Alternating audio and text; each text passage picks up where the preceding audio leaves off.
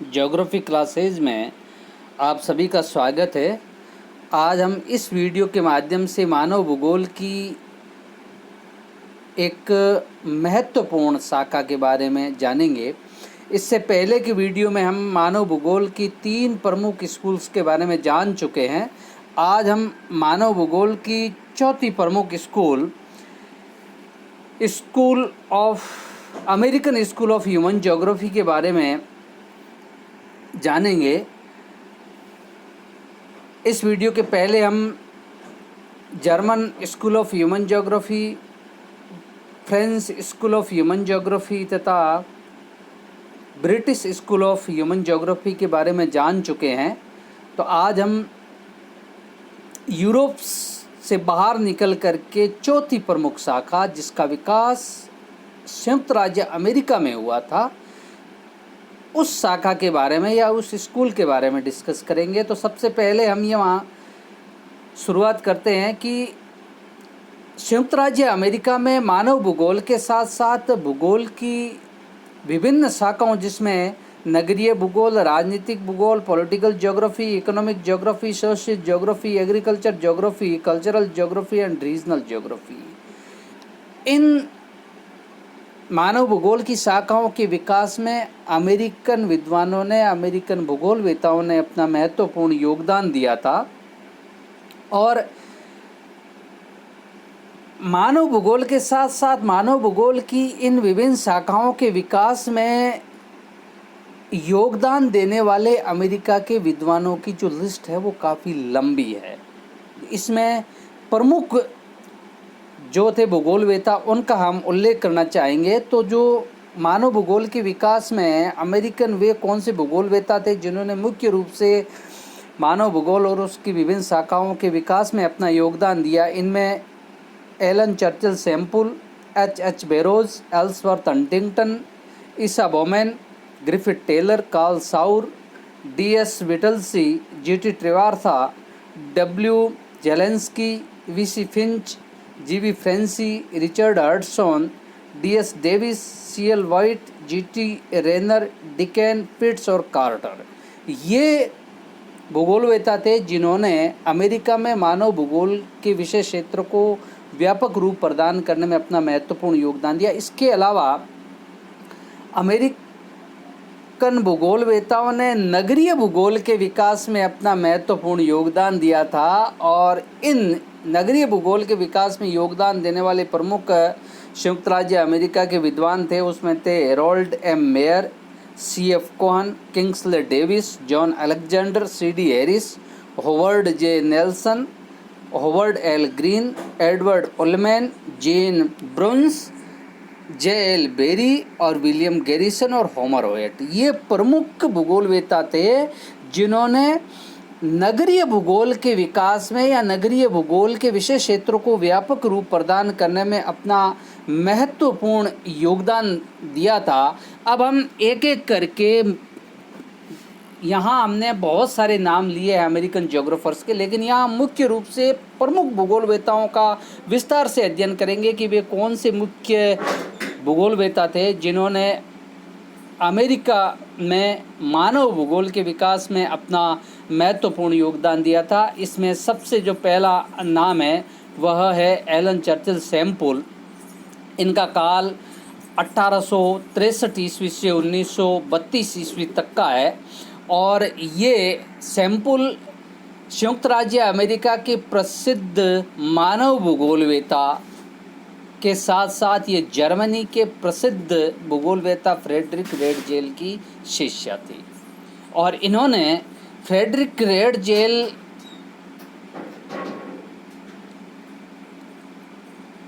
के अधीन भूगोल की शिक्षा जर्मनी के लिप्जिंग विश्वविद्यालय से प्राप्त की थी। तो स्वाभाविक है कि एलन चर्चिल सैम्पुल पर फ्रेडरिक रेडजेल के विचारों का गहरा प्रभाव पड़ा। और इन्हीं रेडजेल महोदय के विचारों के प्रभाव के कारण ही सैम्पुल महोदय वातावरण नियतवादी विचारधारा की प्रबल समर्थक बनी और यही वातावरणीय नियतवादी विचारधारा है, इसका मुख्य रूप से विकास और उद्भव जर्मनी से हुआ था और अमेरिका में इस विचार को प्रसार और प्रचार करने में महत्वपूर्ण भूमिका निभाई थी सैंपल महोदय ने। सैंपल महोदय ने 1911 में एक प्रसिद्ध पुस्तक लिखी थी जिसका नाम है इन्फ्लुएंस ऑफ ज्योग्राफिक एनवायरनमेंट। इस पुस्तक में उन्होंने मानव पर वातावरण का पूर्ण नियंत्रण मानते हुए निश्चयवादी विचारधारा को प्रस्तुत किया था और इसी पुस्तक में उन्होंने कि किस तरह से वातावरण है यह मानव जीवन या मानव के क्रियाकलापों को प्रभावित करता है। इस पुस्तक में उन्होंने लिखा है कि मनुष्य पृथ्वी तल की उपज है। इसका अर्थ यह नहीं है कि वह पृथ्वी का बच्चा मात्र है तथा उसकी धूल का कण है, पर अन्य पृथ्वी उसकी माता है। उसने इसे मातृत्व प्रदान किया है, उसका पालन पोषण किया है, उसे भोजन खिलाया है, उसके कार्यों को निश्चय किया है, उनके विचारों को निर्देशित किया है, उसके सामने कठिनाइयाँ उपस्थित की है और जिसके फलस्वरूप उसके शरीर को बल मिला और बुद्धि को तीव्रता मिली। तो कुल मिलाकर के इस कथन के माध्यम से हम ये समझ सकते हैं कि सैंपल महोदय ने किस तरह से वातावरणीय नियतवादी विचारधारा पर अपना प्रबल प्रभुत्व स्थापित किया और इस विचारधारा के कट्टर समर्थक के रूप में अमेरिका में उभरी थी। इसके अलावा इन्होंने इसी पुस्तक में एक बात और लिखी है कि मानव भूगोल क्रियाशील मानव एवं अस्थायी पृथ्वी के परिवर्तनशील संबंधों का अध्ययन है। ये मुख्य रूप से उन्होंने मानव भूगोल को एक तरह से परिभाषित करने की कोशिश किया है कि मानव भूगोल क्या है। तो उन्होंने कहा है कि यह क्रियाशील मानव एवं अस्थायी पृथ्वी के परिवर्तनशील संबंधों का अध्ययन मानव भूगोल के तहत किया जाता है, ऐसा सैंपल महोदय मानती थी।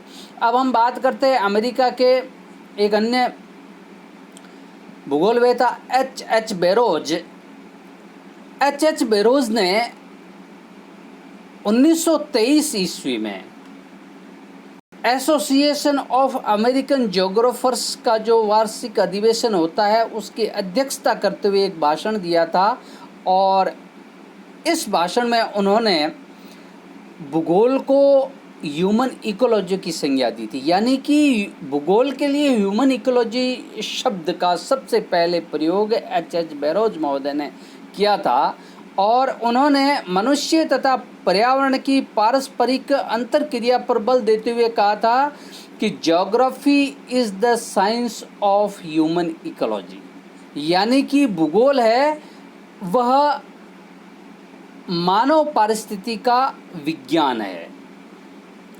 इसके अलावा बैरोज महोदय ने भूगोल में सामाजिक एवं सांस्कृतिक पक्षों के अध्ययन पर विशेष रूप से बल दिया था तथा इन्होंने प्रादेशिक भूगोल में मानवीय तथ्यों के अध्ययन पर भी बल दिया था। तो किस तरह से एच बैरोज ने मानव भूगोल के विकास में अपना महत्वपूर्ण योगदान दिया और साथ में भूगोल के अंदर मानव भूगोल के अंदर नई शब्दावली का भी प्रतिपादन किया। अब हम बात करते हैं अमेरिकन ज्योग्राफर्स एल्सवर्थ हंटिंगटन का, जिनका काल है वो 1876 ईस्वी से 1947 ईस्वी के बीच का है। एल्सवर्थ हंटिंगटन की गणना अमेरिका संयुक्त राज्य अमेरिका के प्रसिद्ध भूगोलवेताओं में होती है तथा ये नियतवादी विचारधारा के समर्थक विद्वान थे, भूगोलवेता थे और इन्होंने जलवायु के मानव पर जलवायु के प्रभाव को लेकर के विशेष रूप से अध्ययन किया था। इन्होंने मानव जीवन तथा सभ्यताओं के विकास और जलवायु के प्रभावों की विस्तृत व्याख्या अपने अध्ययन के माध्यम से की है। इन्होंने कहा है कि हमें यह नहीं भूलना चाहिए कि एक उत्तेजक जलवायु ही एकमात्र ऐसा है, मतलब उत्तेजक जलवायु ही एकमात्र ऐसा भौतिक तथ्य है जो सभ्यता के विकास में सहायक होती है। यानी कि वो कहना चाह रहे हैं कि किस तरह से इन भौतिक तथ्यों में भी विशेष रूप से जलवायु ने मानवीय सभ्यताओं को प्रभावित किया है। उनके अनुसार मानवीय क्रियाकलाप, सामाजिक व्यवहार एवं मनोदशा को भौतिक कारक और भौतिक कारकों में भी मुख्य रूप से जलवायु नियंत्रित भी करती है और उन्हें प्रभावित भी करती है। इसके अलावा हंटिंगटन महोदय ने अपने जीवन काल में बहुत सारी पुस्तकें लिखी थी और उन्होंने एक पुस्तक लिखी थी जिसका नाम है प्रिंसिपल ऑफ ह्यूमन ज्योग्राफी। ये प्रिंसिपल ऑफ ह्यूमन ज्योग्राफी उन्होंने 1920 ईस्वी में लिखी थी और इस पुस्तक में उन्होंने कहा था the geographical distribution of man depends on climate and weather more than any other factors. यानी कि वो ये कहना चाह रहे थे कि जो मानव का भौगोलिक वितरण है ये अन्य तत्वों की तुलना में जलवायु और मौसम पर ज़्यादा निर्भर है। यानी कि मानव के पृथ्वी के तल पर, पृथ्वी के धरातल पर मानवीय जनसंख्या के वितरण को जो प्रमुख रूप से प्रभावित करने वाले कारक माने हंटिंगटन महोदय ने, वे दो हैं, एक क्लाइमेट जलवायु और दूसरा वेदर मौसम। इसके अलावा हंटिंगटन महोदय ने अपने जीवन काल में कई पुस्तकें लिखी जिसमें मुख्य पुस्तकों का हम यहाँ उल्लेख करना चाहेंगे। द पल्स ऑफ एशिया, ये पुस्तक उन्होंने 1907 ईस्वी में लिखी। पैलेस्टाइन एंड इट्स ट्रांसफॉर्मेशन, यह पुस्तक 1911 में लिखी। सिविलाइजेशन एंड क्लाइमेट, यह पुस्तक 1915 ईस्वी में लिखी। 1920 ईस्वी में उन्होंने पुस्तक लिखी जिसका हमने पहले उल्लेख कर चुके हैं, प्रिंसिपल ऑफ ह्यूमन ज्योग्राफी, ये उनकी प्रसिद्ध पुस्तकों में शामिल है। 1924 में उन्होंने पुस्तक लिखी थी कैरेक्टर ऑफ रेसेस। 1927 में पुस्तक लिखी थी द ह्यूमन हैबिटेट और 1942 में इन्होंने एक पुस्तक लिखी थी principle of economic and social geography. इसके अलावा 1945 में उनकी एक प्रसिद्ध पुस्तक आई थी मैन स्प्रिंग्स ऑफ सिविलाइजेशन। ये मुख्य रूप से पुस्तकें लिखी थी एल्सवर्थ हंटिंगटन महोदय ने। इन पुस्तकों के आधार पर हम ये मान सकते हैं कि किस तरह से एल्सवर्थ हंटिंगटन महोदय ने मानव भूगोल के विकास में अपना महत्वपूर्ण योगदान दिया था। इसके अलावा हंटिंगटन महोदय ने मानव भूगोल की प्रादेशिक भूगोल, आर्थिक भूगोल एवं सामाजिक भूगोल, इन शाखाओं के विकास में अपना महत्वपूर्ण कार्य किया था और उन्होंने भूगोल को क्षेत्र वर्णनी विज्ञान माना था, यानी कि कोरोलॉजिकल साइंस माना था। इसके अलावा हंटिंगटन महोदय ने संयुक्त राज्य अमेरिका के येल यूनिवर्सिटी में अध्यापन का कार्य भी करवाया था। अब हम बात करते हैं संयुक्त राज्य अमेरिका के एक प्रसिद्ध ज्योग्राफर ईशा बॉमेन का, जिनका काल 1878 से 1950 ईस्वी के बीच का है। इनकी गणना अमेरिका के अग्रणी भूगोलवेताओं में की जाती है और इन्होंने मानव भूगोल के विकास में अपना महत्वपूर्ण योगदान दिया है। यहाँ अन्य भूगोलवेताओं, अमेरिका के अन्य भूगोलवेताओं से अलग ईशा बॉमेन की विचारधारा अलग है, क्योंकि ईशा बॉमेन महोदय फ्रांसीसी विद्वानों से ज़्यादा प्रभावित थे और उनके प्रभाव के कारण ही बॉमेन फ्रांसीसी विचारधारा संभववाद के समर्थक थे। इससे पहले सैंपल और हंटिंगटन, ये दोनों ज्योग्राफर्स नियतवादी विचारधारा के समर्थक थे, जबकि ईशा बॉमेन का संपर्क फ्रांसीसी भूगोलवेताओं से होने के कारण ये संभववाद विचारधारा के समर्थक थे और उन्होंने संभववादी विचारधारा को अमेरिका में फैलाया। उनके अनुसार जब भौगोलिक वातावरण का संपर्क मानव समुदाय से होता है तो वह उसी प्रकार परिवर्तनशील होने लगता है जिस प्रकार मानव जाति स्वयं परिवर्तनशील है। यानी कि वे ये कहते हैं कि मानव समुदाय है, यह भौगोलिक वातावरण को प्रभावित करता है और उसमें परिवर्तन करता है और स्वयं मानव भी इससे परिवर्तनशील है। इसके अलावा बॉमेन महोदय ने 3 प्रसिद्ध पुस्तकें लिखी थी, जिसकी उनकी पहली पुस्तक है जो 1921 में प्रकाशित हुई थी, जिसका नाम है new world problems in political geography. ये राजनीतिक भूगोल की उनकी मुख्य पुस्तक थी।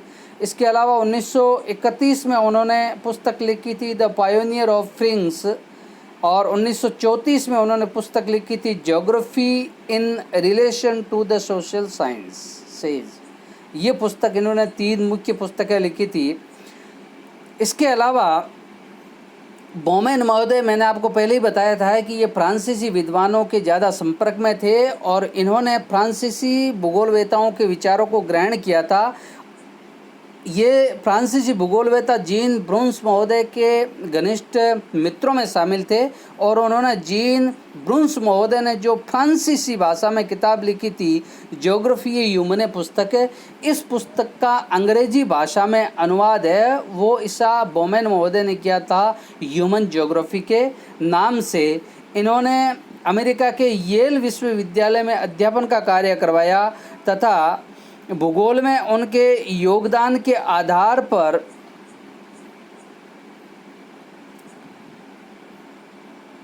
हॉपकिंस विश्वविद्यालय के भूगोल विभाग का नाम बदलकर the Isa Bowman's school of geography रखा गया था। यहाँ प्रिंटिंग की मिस्टेक की वजह से हॉपकिंस की जगह कुछ और आ रहा है, तो हॉपकिंस विश्वविद्यालय का जो भूगोल विभाग है उसका नाम जो रखा गया था वो the Isa Bowman's school of geography के नाम से रखा गया था। अब हम बात करते हैं ग्रिफिथ टेलर।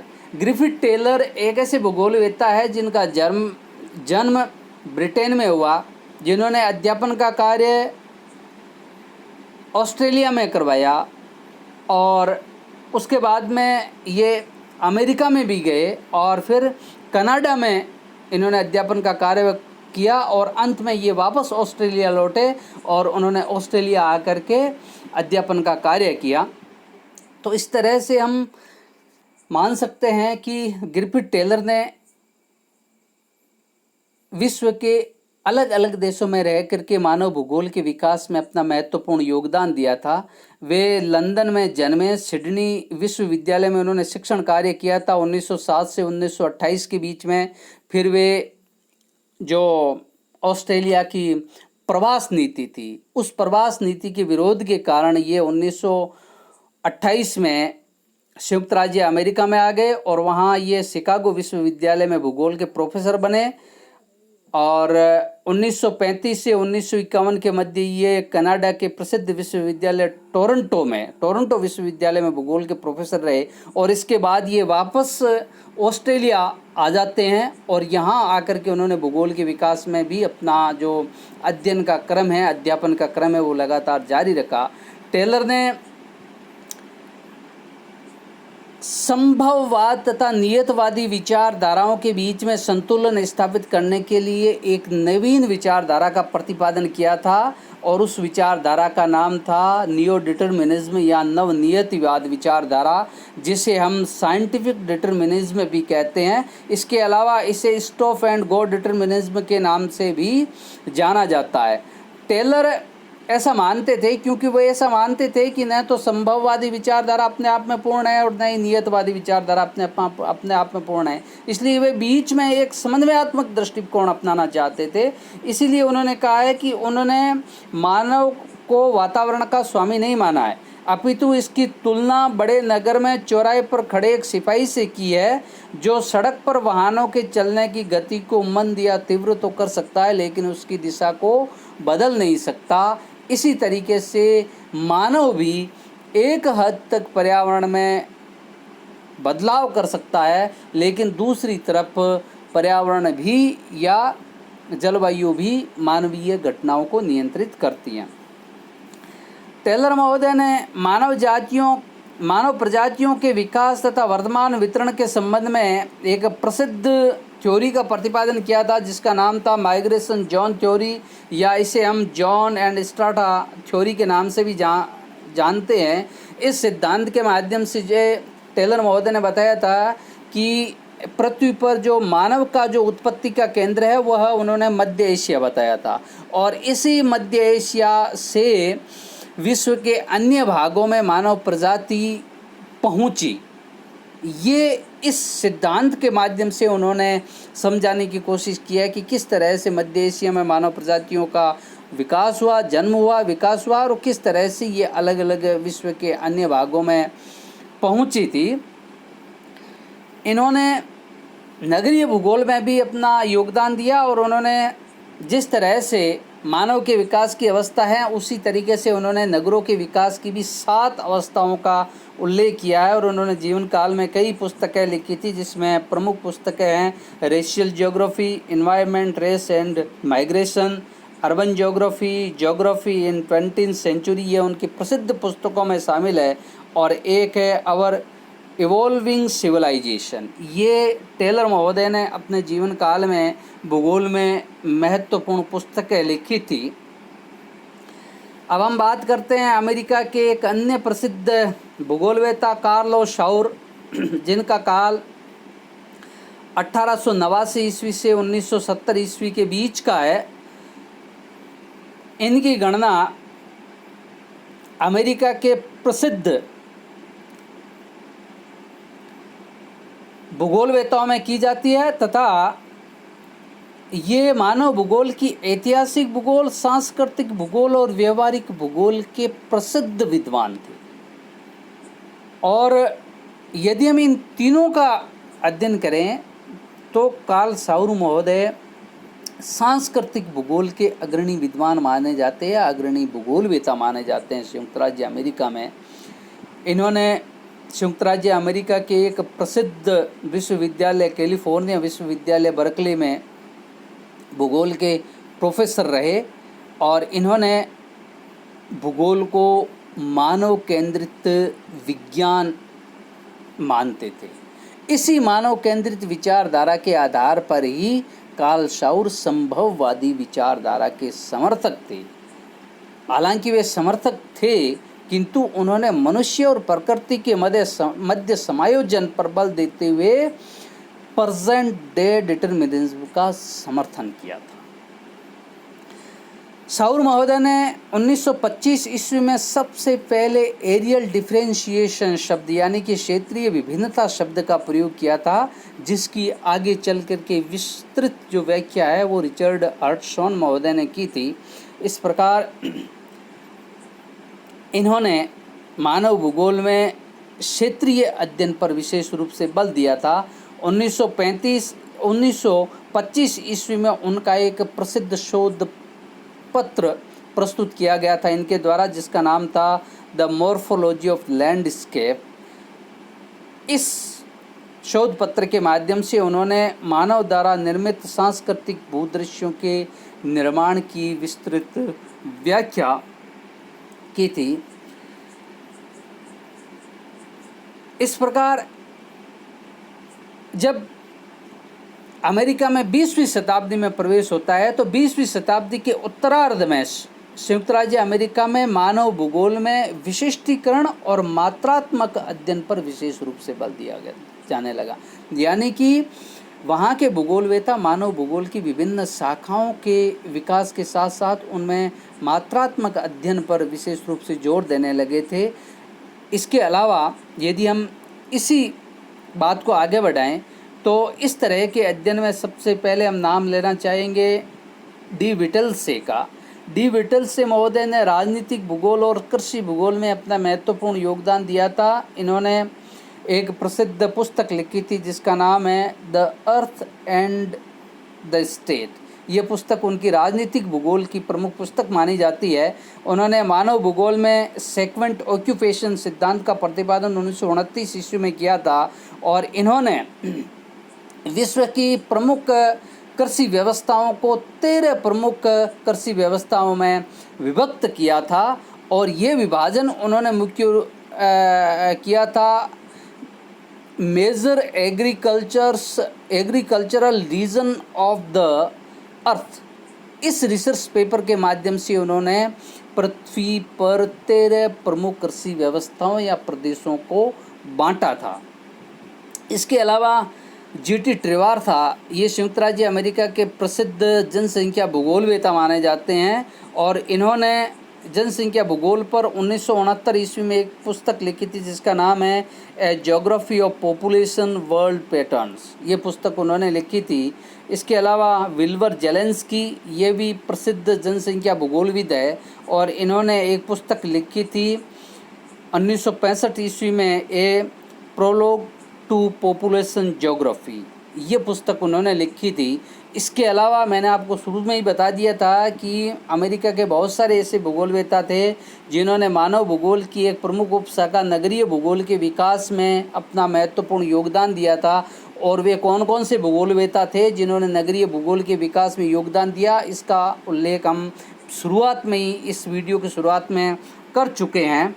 तो अब कुल मिलाकर के इस American school of human geography का निष्कर्ष ये है कि संयुक्त राज्य अमेरिका के भूगोलवेताओं ने मानव भूगोल के विषय क्षेत्र को व्यापक दृष्टिकोण प्रदान करते हुए इसकी उपशाखाओं के विकास तथा इसके अध्ययन में मात्रात्मक पद्धतियों के अध्ययन पर विशेष रूप से बल दिया था।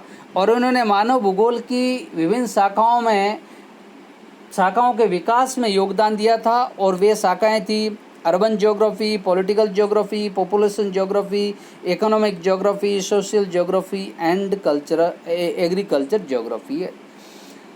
ये मुख्य रूप से, यदि हम इसमें सांस्कृतिक भूगोल को भी जोड़ दें तो कोई अतिशयोक्ति नहीं होगी। इस तरह से संयुक्त राज्य अमेरिका के भूगोलवेताओं ने मानव भूगोल के विकास में 20वीं शताब्दी में अपना महत्वपूर्ण योगदान दिया था।